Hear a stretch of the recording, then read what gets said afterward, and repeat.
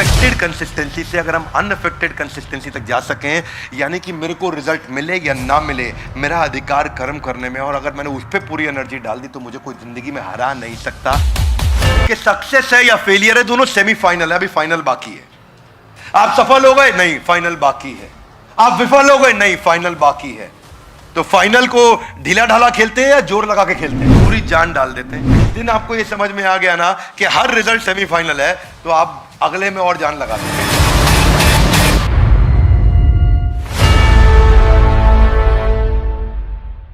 आज के इस एपिसोड में हम चर्चा करेंगे सबसे पॉपुलर श्लोक की, भगवत गीता के दूसरे अध्याय का 47वां श्लोक 247। कर्मण्येवाधिकारस्ते मा फलेषु कदाचन मा कर्म फल हेतुर्भु मा ते संगस्त्व कर्मणि। ये सबसे पॉपुलर श्लोक है गीता का, सबने कभी ना कभी सुना होगा। Loudly yes no. ये श्लोक है जीवन में उतारने वाला। और आज हमारे इस प्रोग्राम सीरीज का नाम क्या है? Come on, Gita in action के इस एपिसोड में आप सबका बहुत बहुत स्वागत है। कर्मणि एव अधिकारस्ते, कि कर्मन में, कर्म करने में आपका अधिकार है। आपके पास एक अधिकार है, किसका? कर्म करने का। लेकिन मा फलेषु कदाच, आपका फल पे अधिकार नहीं है। इसका अर्थ क्या हुआ, आज इसको समझेंगे। कितने लोगों ने सुना आपने, कर्म करो फल की इच्छा मत करो, कर्म करो फल की इच्छा मत करो? सुना आपने? लवली एक्चुअली वो थोड़ा इनकम्प्लीट है। मैं उसकी बुराई अच्छाई बोलने की जगह कहूंगा कि वो अधूरा ज्ञान है। आज आपको उसको समझने के लिए, जिस व्यक्ति को इस श्लोक समझ में आ गया उसको कोई जीवन में हरा नहीं सकता। ये गीता इन एक्शन बहुत पावरफुल, बहुत सॉलिड सीरीज है जो आपकी जिंदगी बदल सकती है। You have the right to perform your duties but not entitled to the fruits of your action. क्या अर्थ हुआ इसका? आपने पूरा साल मेहनत करी, पूरा साल मेहनत करने के बाद आपका बॉस आपको आकर के बोलता है भाई फल की इच्छा मत करो। क्या लगता है गीता में कृष्ण यही कहना चाहते थे? क्या आप अपने बॉस के साथ पूरा साल खूब काम करें, तनख्वाह बढ़ाने का समय आए बोले कर्म करो फल की इच्छा? क्या चलेगा ये? It is misunderstood shloka. Real essence जो है, दो प्रकार के एफर्ट होते हैं। एक होता है एफर्ट विद वरी, एक होता है effort without worry. Wow, WOW, with worry और विदाउट वरी, दो प्रकार के हो गए। कौन सा बढ़िया है, चिंता युक्त या चिंता मुक्त? देखिए, इसको ना एक फॉर्मूला से समझते हैं हम लोग। एक होता है अफेक्टेड कंसिस्टेंसी और एक होता है अनअफेक्टेड कंसिस्टेंसी। अगर आप सबने ध्यान दिया हो, पिछले एपिसोड में हम कंसिस्टेंसी पे चर्चा कर चुके हैं गीता के एपिसोड में। अब यहां दो प्रकार की कंसिस्टेंसी हो गई, अफेक्टेड कंसिस्टेंसी, अनअफेक्टेड। यानी कि वो कंसिस्टेंसी जिसमें आप दिल से तो परेशान है लेकिन लगे हुए, अच्छा नहीं लग रहा लेकिन लगे हुए। और एक अनअफेक्टेड कंसिस्टेंसी, ये बहुत ऊपर की स्टेज। ये 4 स्टेज होती है, मैं स्टेजेस समझाऊंगा आपको, पर उससे पहले अगर श्लोक का सार समझना, इसको फॉर्मूला से समझो। जरा हाथ आगे लाइए, बोलिए condition plus action is equal to new reaction. Condition मतलब आपके आसपास परिस्थिति क्या है, एक्शन मतलब आप क्या एक्शन लेते हैं। जब ये दोनों जुड़ते हैं तो एक नया रिएक्शन मिलता है। इसका अर्थ क्या हुआ? रियलिटी आपके आसपास क्या है, मेंटालिटी आपके अंदर क्या है कि आप क्या एक्शन लेते हैं। जब रियलिटी और मेंटालिटी मिल जाती है तो न्यू पॉसिबिलिटी आती है। फॉर्मूला क्या है? Reality plus mentality is equal to new possibility, condition plus action is equal to new reaction. इस फॉर्मूला को समझो आप, ध्यान से सुनना। आपके हाथ में कंडीशन, यानी कि आपके आसपास क्या हो रहा है, वो आपके हाथ में है? Yes no? Come on, yes no? Condition आपके आसपास क्या हो रहा है, क्या वो आपके हाथ में है? Yes no? नहीं है आपके हाथ में। यानी कि कंडीशन आपके हाथ में नहीं है, आपके हाथ में क्या है? एक्शन है। अगर कंडीशन की चिंता करते रहे और एक्शन ठीक नहीं लिया तो न्यू रिएक्शन आपके कंट्रोल में कभी नहीं आ सकता। दो चीजें इस फॉर्मूला में, condition plus action is equal to new reaction. ना तो कंडीशन आपके हाथ में है, ना न्यू रिएक्शन यानी कि रिजल्ट, वो भी आपके हाथ में नहीं है। क्या अर्थ हुआ? Reality plus mentality is equal to new possibility. ना रियलिटी आपके हाथ में है, ना न्यू पॉसिबिलिटी आपके हाथ में है।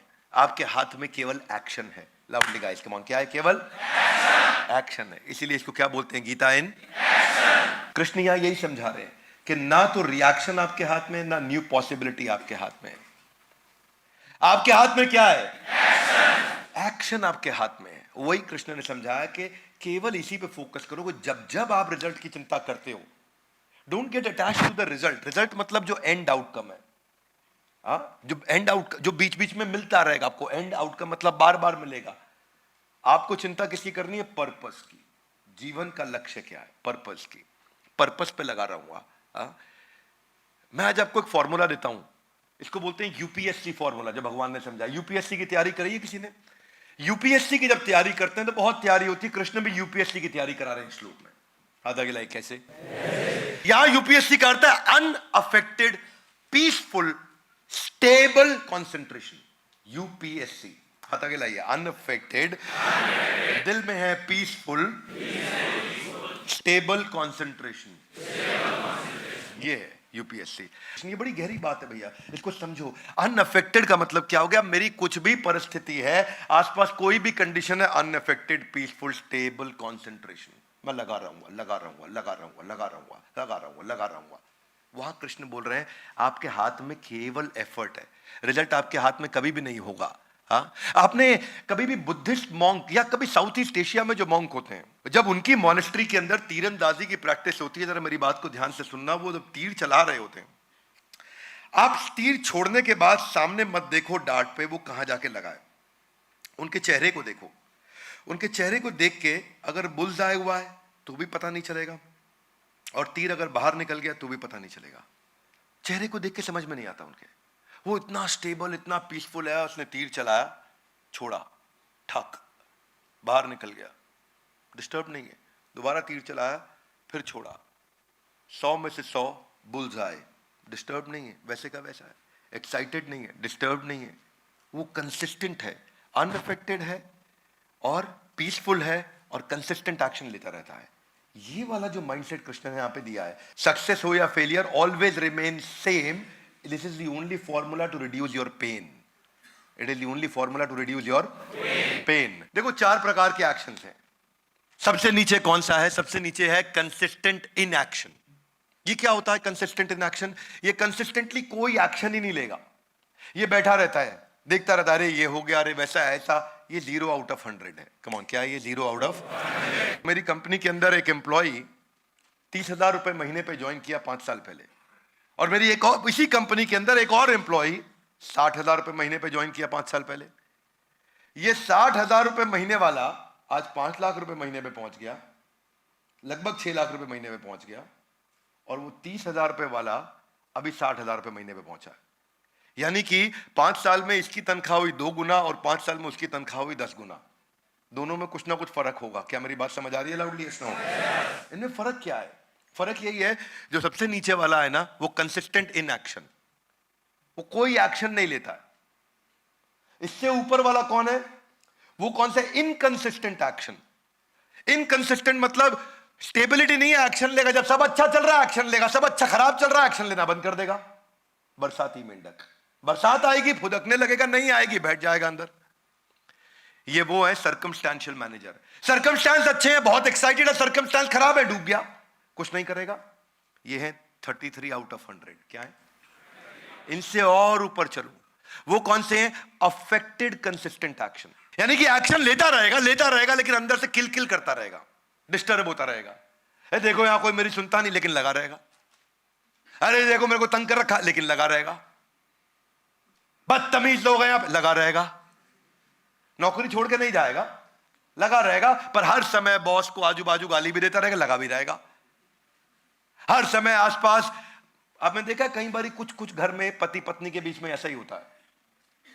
क्या रहता है उनका? अफेक्टेड है, आपस में बहुत डिस्टर्ब है, लेकिन कंसिस्टेंट है। क्या बोलती है पत्नी? तुमको तो कब का छोड़ दिया होता है, तो बच्चों के कारण तुम्हारे साथ रह रही हूं। हाँ? ये तो बच्चों के कारण तुम्हारे साथ रह रही हूं। ये क्या है? अफेक्टेड, डिस्टर्ब है, लेकिन कंसिस्टेंटली लगे हुए हैं। रहना इसी के साथ है, क्या करें। हाँ? मेरे को तो पंडित जी ने पहले ही बता दिया था, शादी से पहले मेरा राजयोग था। हाँ? क्या? डिस्टर्ब है, लेकिन लगे हुए। ठीक है, बेटर है। 66 आउट ऑफ 100 है। 0 out of 100, 33 out of 100, 66 out of 100। पर कृष्ण ने क्या बताया? ना, ये सब नहीं बताया। उन्होंने बताया अनअफेक्टेड। मेरे साथ अच्छा हो रहा, अनअफेक्टेड, बुरा हो रहा, अनअफेक्टेड, कमल का फूल कीचड़ में रहता है, कीचड़ में पैदा होता है, कीचड़ में ही जीवन बिता देता है, लेकिन इतना सा भी कीचड़ अपने को छूने नहीं देता। उस पर पानी गिर जाए नीचे गिर जाएगा, कीचड़ गिर जाए नीचे गिर जाएगा, कमल के फूल पे छू नहीं सकता। उसको बोलते हैं अनअफेक्टेड कंसिस्टेंट एक्शन। ये है जो आज चर्चा कर रहे हैं भगवद गीता के श्लोक में। क्या मेरी बात समझ आ रही है आप लोग को? इसका अर्थ क्या है? इसके अगले श्लोक में, दूसरे अध्याय के 48वें श्लोक में कृष्ण कहते हैं सिद्धा सिद्ध यो समो भूत्वा समत्वम योग उच्यते। आप आगे मत बढ़ो, आप मेरे साथ रहो, बाद में आराम से देखना। यहां क्या कहते हैं? सिद्धा सिद्धियो समो भूत्वा, कि सिद्धि असिद्धि, सिद्धि मतलब सफलता, असिद्धि मतलब सफलता नहीं मिली, समो भूत्वा समान परिस्थिति से एक्शन लेता रहेगा, डिस्टर्ब हो ना हो।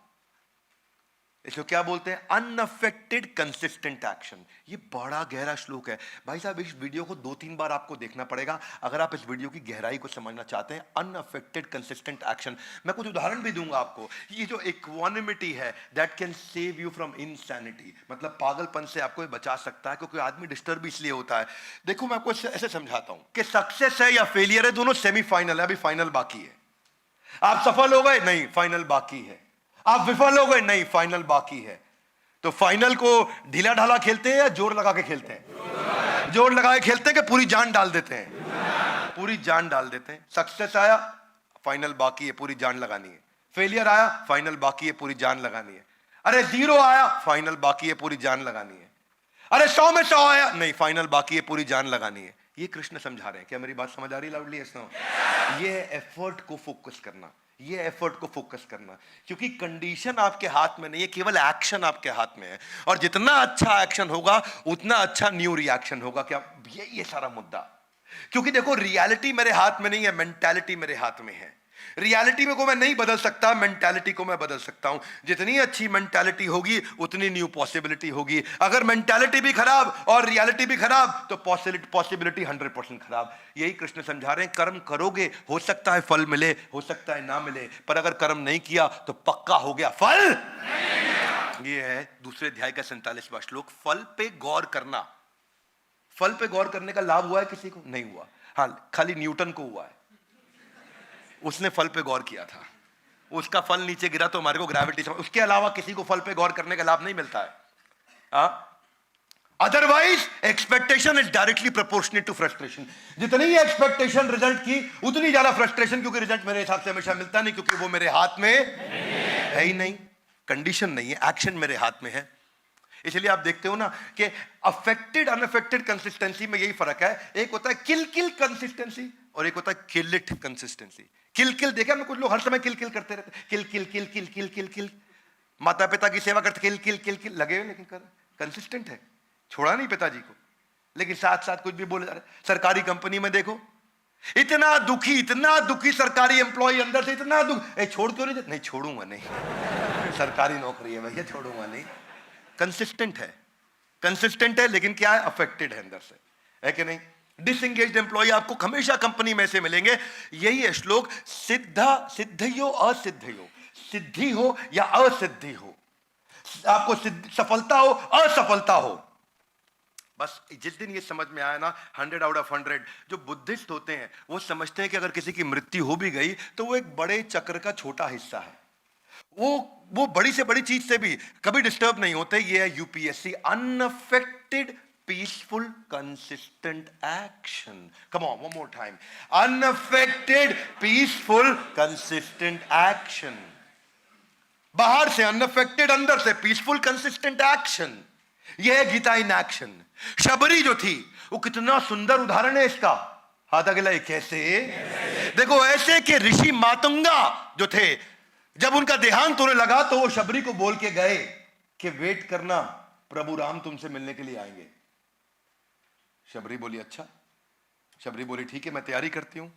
वो ये नहीं बोली कब दर्शन होंगे, कब आएंगे, कोई डेट बता के गए नहीं, टाइमलाइन दे के गए, कैलेंडर ब्लॉक कराया नहीं, महीना बताया किस महीने में आएंगे, साल बताया नहीं। शबरी 4 चीजें रोज करती।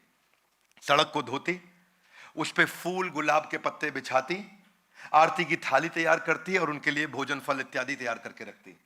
आज प्रभु राम आएंगे, आज प्रभु राम आएंगे, आज प्रभु राम आएंगे। 1 साल, 2 साल, 3 साल सड़क धोई, फूल बिछाए, आरती की थाली तैयार करी, फल फूल रख लिए। सड़क धोई, खूब सारे फूल बिछाए, आरती की थाली तैयार करी, फल फूल तैयार की, 4 काम रोज करे। इसे क्या बोलते हैं? अनअफेक्टेड। नहीं आए, आए कोई बात नहीं, विद और विदाउट कोई बात नहीं। क्या है? Unaffected peaceful consistent action. और वही अनअफेक्टेड पीसफुल कंसिस्टेंट एक्शन 40 साल के बाद अचानक उनको 2 आदमी दूर से आते हुए दिखाई दिए, और उस दिन शबरी ने देखा और वो उछल पड़ी, बूढ़ी शबरी, और भागी कि मेरे प्रभु राम आ गए हैं। और वो 40 साल के बाद जब आए तो उनको दर्शन दिए। वो एक्साइटमेंट के अंदर जूठे बेर खिलाए, और जूठे बेर जिनको स्वयं श्री राम की स्वीकृति मिली। इसी को बोल रहा हूं, कंडीशन कुछ भी हो, जब कंसिस्टेंट एक्शन होता है तो न्यू रिएक्शन अपने आप हमारे फेवर में आ जाता है। यह है भगवद गीता का दूसरे अध्याय का 47वां श्लोक, कि सिद्धि या असिद्धि, कर्म करेंगे, हो सकता है फल मिले, हो सकता है, क्योंकि कर्मण्येवाधिकारस्ते, आपका अधिकार है कर्म करने पे, मा फलेषु कदाचन। पर इसके चक्कर में कई लोग क्या सोचते हैं? वो सोचते हैं कि भाई जब कर्म का अधिकार है, फल मुझे पता नहीं मिले नहीं मिले तो छोड़ो, कर्म करने की जरूरत नहीं। उसको भगवान ने पहले ही बोले, इस चक्कर में नहीं पड़ना भैया। क्या बोला? मां कर्म फल हेतुर्भु माते संगस्त्व कर्म। ये मत सोच लेना कि अब कर्म ही नहीं करूंगा। ये कृष्ण समझते हैं साइकोलॉजी लोगों की, कि रिजल्ट से नहीं आपको अटैच होना है, आपको पर्पस से अटैच होना है। महाराज भगीरथ के बारे में कितने लोग जानते हैं? सुना है नाम आपने उनका? महाराज भगीरथ कौन थे? उनको उनके गुरु ने बताया कि अगर तुम पूर्वजों की आत्मा को मुक्ति दिलाना चाहते हो तो तुमको गंगा जल की आवश्यकता पड़ेगी। गंगा थी नहीं, मां गंगा का वो आवाहन करना चाहते थे, इन्वोक करना चाहते थे मां गंगा को, पर मां गंगा थी नहीं। और ऐसा बताया गया कि मां गंगा अगर आ भी गई तो उनसे पूरी धरती डूब जाएगी।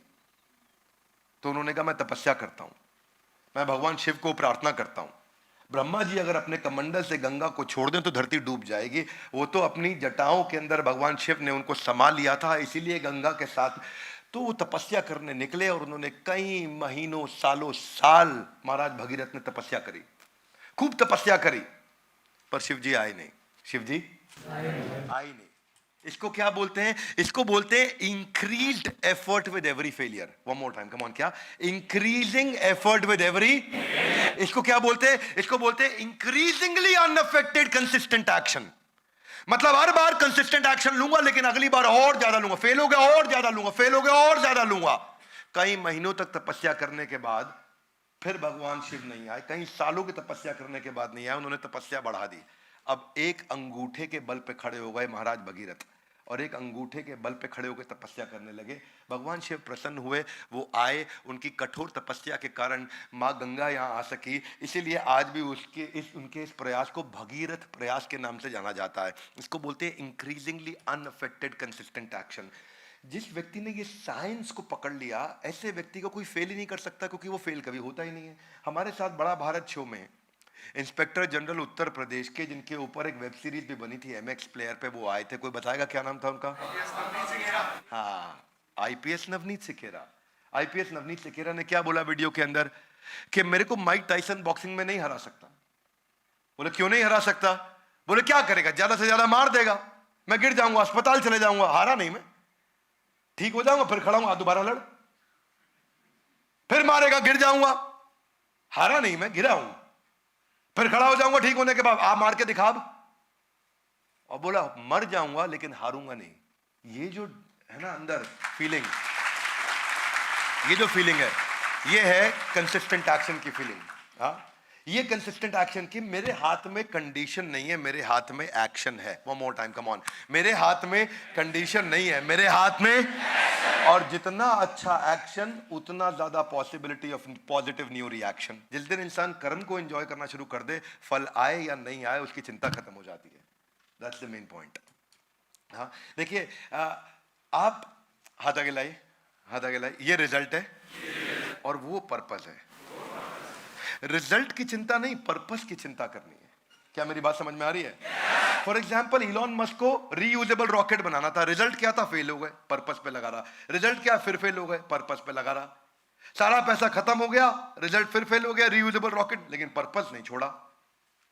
कंपनी बर्बाद हो गई, रीयूजेबल रॉकेट नहीं बना, रिजल्ट नहीं आया, पर्पस नहीं छोड़ा, लगा रहा। बाजार से पैसा लेकर के आया, आखिरी मौका था, पर्पस नहीं छोड़ा, और बाद में उसको सफलता मिली। क्योंकि सक्सेस और फेलियर फाइनल नहीं है, क्या है? सेमीफाइनल है। सक्सेस और फेलियर फाइनल नहीं है, सेमीफाइनल है। आप हर रिजल्ट के बाद आपको, जब आपने ये फीलिंग के साथ अगला मैच लड़ा के फाइनल बाकी है, तो आप जान कम लगाओगे ज्यादा लगाओगे? देखो एक मेरी बात सुनो, हाथ आगे लाइए। Condition, action, new reaction. कुछ लोग कंडीशन से ही परेशान रहते हैं, हाय मेरे को ऐसे बोल दिया, हाय मेरे को वैसे तो उनका 70-80% एनर्जी वहां चला गया। ठीक है, उसके बाद आगे क्या होगा, आगे क्या होगा, 20% एनर्जी वहां चला गया। बचा कुछ 5-7% एनर्जी लगाते हैं वो एक्शन में, उनकी बात बनती नहीं। अगर आपने कंडीशन की चिंता छोड़ दी, उसकी एनर्जी बच गई। रिजल्ट जो आगे आएगा, कंडीशन जो पीछे हो रहा है, रिजल्ट जो आगे आएगा उसकी चिंता छोड़ दी, उसकी एनर्जी बच गई। अगर दोनों की एनर्जी निकाल के एक ही चीज पर लगा दिया, कंसिस्टेंट एक्शन पर, तो इसमें 100% एनर्जी चली गई। क्या मेरी बात समझ में आ रही है भाई लोग? ये फॉर्मूला दे रहे हैं भगवान। इतनी डेप्थ मुझे दुनिया में कहीं नहीं मिली जितनी मुझे यहां लगी। क्योंकि जब आपका डर खत्म हो गया, प्रहलाद, भक्त प्रहलाद, जो कौन थे? ये हिरण्यकश्यपु के पुत्र थे, आप लोग को पता होगा सबको। और उनकी बहन थी होलिका, जिसके कारण हम होली का त्योहार मनाते हैं। होलिका के पास वरदान था कि वो जल नहीं सकती। Yes no? Come on loudly, yes no? No, Holika के पास ऐसा कोई वरदान नहीं था कि वो जल नहीं सकती। आपको मालूम नहीं है, होलिका के पास ऐसी चादर थी जिससे वो जल नहीं सकती।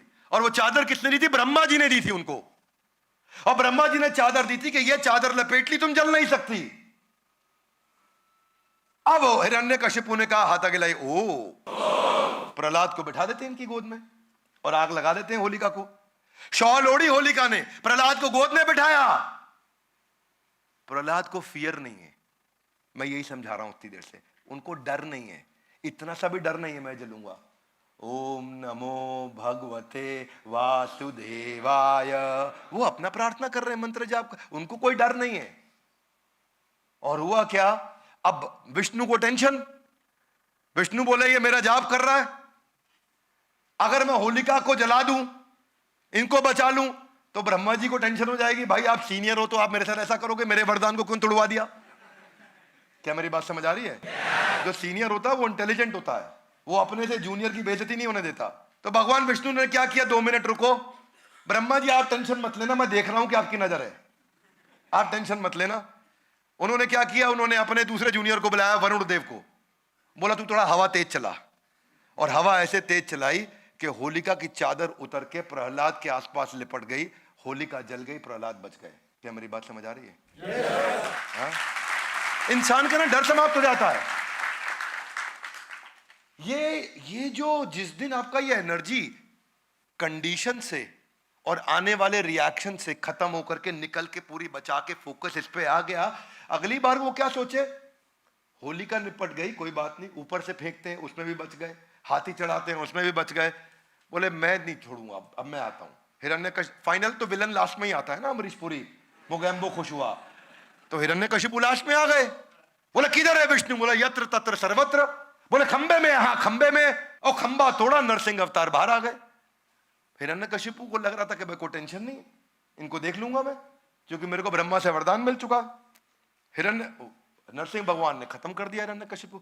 मरते वक्त उसने कहा तो ब्रह्मा जी का वरदान टूट गया? बोला नहीं नहीं, ब्रह्मा जी का वरदान नहीं टूटा। बोला कैसे नहीं टूटा? बोला ब्रह्मा, बोला तुमको क्या वरदान दिया? मैं विष्णु हूं, मैं थोड़ी ब्रह्मा की बेइज्जती कराऊंगा। तुमको वरदान दिया था ना तुमको इंसान मारेगा ना जानवर मारेगा, मैं तो नरसिंह हूं। बोलो और क्या वरदान था? क्योंकि ब्रह्मा जी के पास गए, बोले मुझे अमर बना दो। बोला अमर तो मैं खुद भी नहीं हूं, तो मैं क्या बनाऊंगा? बोला ऐसा करो ना मैं दिन में मरूं ना रात में मरूं, बट नो प्रॉब्लम, ये वरदान ले लो। बोला ना अस्त्र मारे ना शस्त्र मारे, नो प्रॉब्लम, ये वरदान भी ले लो। ना घर के अंदर मरूं ना बाहर मरूं, बोला ये वरदान भी ले लो। बोला ना आकाश में मरूं ना जमीन पे मरूं, ये वरदान भी ले लो। तो सारे के सारे उनको वरदान दे दिए, ना सुबह मरूं ना रात को मरूं, ये वरदान भी ले लो। नरसिंह भगवान आए, उन्होंने क्या किया? उन्होंने ना घर के अंदर मारा ना बाहर मारा, चौखट पे मारा, ना अस्त्र से मारा ना शस्त्र से मारा, नाखून से फाड़ दिया। ना इंसान आए ना जानवर आए, नरसिंह अवतार में खुद आ गए। और क्या बोले कि ना उनको आकाश में मारा ना जमीन पे मारा, अपनी गोद में बैठा के मारा। तो उन्होंने ब्रह्मा जी का सारा, मतलब ये नहीं कि ब्रह्मा जी ने कोई कमिटमेंट कर दी ईमेल पे तो वो कमिटमेंट गलत हो गई, उन्होंने ब्रह्मा जी की कमिटमेंट भी प्रोटेक्ट कर दी और काम भी निपटा। मैं प्रहलाद जी के बारे में कहना चाहता हूं कि अटैचमेंट जिस समय एफर्ट में होता है और रिजल्ट से आदमी डिटैच होता है तो फियरलेस हो जाता है। ये आपको अगले एपिसोड में समझ में आएगा। जिसकी जिंदगी में इतना सा भी डर हो ना, वो अगला एपिसोड सुन लेना। महाराज हरिश्चंद्र के बारे में कितने लोग जानते हैं? नाम सुना है आपने महाराज हरिश्चंद्र का? किसके लिए बोला जाता है हरिश्चंद्र बन रहा है? किसके लिए?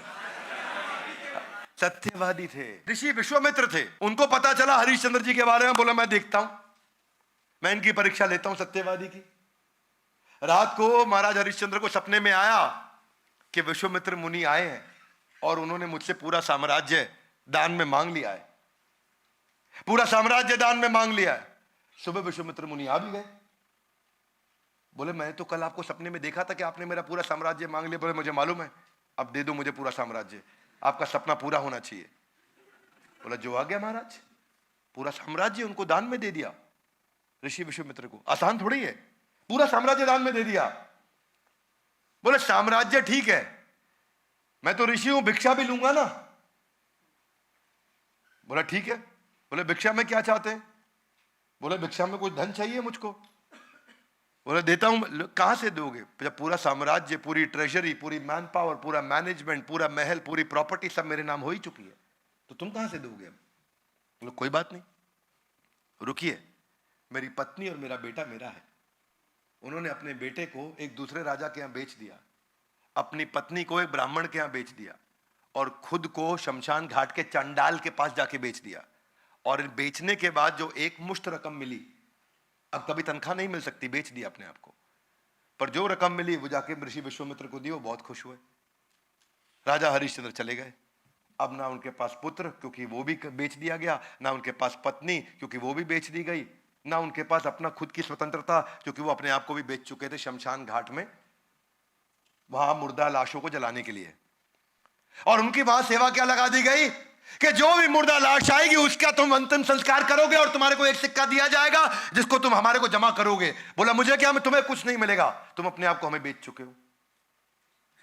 अब वो राजा दूसरा जहां उनका बेटा काम किया करता था, कई महीनों तक वहां काम करता रहा, सालों तक करता रहा, उसको बदले में कुछ नहीं मिला। पत्नी ब्राह्मण के यहाँ काम करती रही, उनको कुछ नहीं मिला। लेकिन राजा के यहाँ पे काम करते करते हरिश्चंद्र के बेटे को सांप ने काट लिया। सांप ने काट लिया, कोई इलाज कराने वाला नहीं, जहर के कारण उसकी मृत्यु हो गई। माँ आई भागते हुए, देखा कि बच्चा मेरा मर गया, तो शमशान घाट ले गई। वहीं चांडाल के यहाँ जहां हरिश्चंद्र थे, उन्होंने कहा कि तुम्हारे पुत्र की मृत्यु हो गई, इसका अंतिम संस्कार करना है। राजा हरिश्चंद्र, जो अब वहां हरिश्चंद्र थे, राजा नहीं थे, बोले एक सिक्का तुमको देना पड़ेगा। बोली आपको तो पता है मेरे पास धन नहीं है, मुझे आप बेच चुके हो, लेकिन अब मैं पिता नहीं हूं यहाँ पे और तुम्हारा पति नहीं हूं, अब मैं यहाँ पे इनका बंधुआ मजदूर हूं, अगर तुम एक सिक्का नहीं दोगे तो अपने बेटे की मैं लाश को जला नहीं सकता। दोनों पत्नी भी और पति भी रोने लगे। और उसी के बाद तब भगवान को उन पर दया आई, उन्होंने आकर के वापस दर्शन दिए, पुत्र को जिंदा किया, राजमहल उनको वापस दिया। राजा हरिश्चंद्र एकदम फियरलेस थे, और इतना फियरलेस थे, इतना अनअफेक्टेड थे, इतना पीसफुल थे, इतना कंसिस्टेंट एक्शन था कि आज सैकड़ों हजारों साल के बाद भी महाराज हरिश्चंद्र के हम सब के सब इतने उत्साह से याद करते हैं। रियलिटी आप नहीं बदल सकते, केवल मेंटालिटी बदल सकते हैं। कंडीशन आप नहीं बदल सकते, आप केवल क्या बदल सकते हैं? एक्शन बदल सकते हैं। प्रवीण तांबे की कहानी आप जानते हैं ना? 20 साल तक क्रिकेट नहीं खेल पाया वो, 20 साल तक, 1995 से 2014-13 तक। 2013 में जाकर के 41 साल की उम्र में उनको एक बार एक एक्स्ट्रा की तरह ले लिया क्योंकि एक खिलाड़ी को चोट लग गई थी, पर वो 20 साल तक उन्होंने उत्साह छोड़ा नहीं। 48 साल की उम्र तक इतनी ज्यादा उम्र वाले आईपीएल पे खरीदे गए एकमात्र खिलाड़ी रहे। एक के बाद एक उन्होंने कई अवार्ड जीते। बस मैं यही आपसे आज कहना चाहता हूं कि ये अफेक्टेड कंसिस्टेंसी से अगर हम अनअफेक्टेड कंसिस्टेंसी तक जा सकें, यानी कि मेरे को रिजल्ट मिले या ना मिले, मेरा अधिकार कर्म करने में, और अगर मैंने उस पर पूरी एनर्जी डाल दी तो मुझे कोई जिंदगी में हरा नहीं सकता। मुझे लोग गिरा सकते हैं पर मुझे हरा नहीं सकते। This is called Gita in action. ये था हमारा दूसरे अध्याय का 47वां श्लोक, जिसको आज हमने समझा, कर्मण्येवाधिकारस्ते मा फलेषु कदाचन। भगवद गीता इन एक्शन जो हमने सीरीज शुरू करी है, इससे में हम चाहते हैं कि एक एक एपिसोड को देखना चाहिए। Come on, would you agree with me loudly? Yes no? Come on, yes no? एक एक एपिसोड को आके देखना चाहिए। हर एपिसोड में बहुत गहराई है, हर एपिसोड में बहुत पावरफुल मैसेज है। हमारे साथ जुड़े रहने के लिए, इस वीडियो को अपने सही मित्रों तक पहुंचाने के लिए आप सबका हृदय की गहराई से प्रेम पूर्वक बहुत बहुत थैंक यू वेरी मच।